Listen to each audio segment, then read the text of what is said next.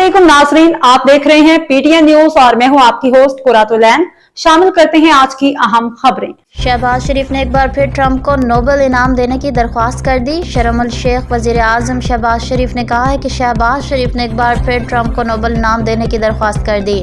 मिस्र के शहर शर्म अल शेख में प्रेस कॉन्फ्रेंस करते हुए शहबाज शरीफ ने डोनाल्ड ट्रंप को मैन ऑफ पीस करार दिया और अपने खिताब में अमन का हकीकी अलमबरदार भी कहा। उन्होंने कहा कि अमन के हसूल के लिए आज से तारीखी दिन है। अमरीकी सदर के बदौलत जनूबी एशिया में अमन मुमकिन हुआ। पाकिस्तान ने अमन के नोबेल इनाम के लिए सदर ट्रंप को नामजद किया।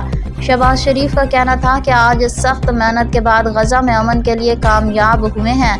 मुआहदे से वहाँ लाखों जानें महफूज हुई हैं। वज़ीर आज़म ने मज़ीद कहा कि सदर ट्रंप ने दुनिया में अमन के लिए दिन रात काम किया।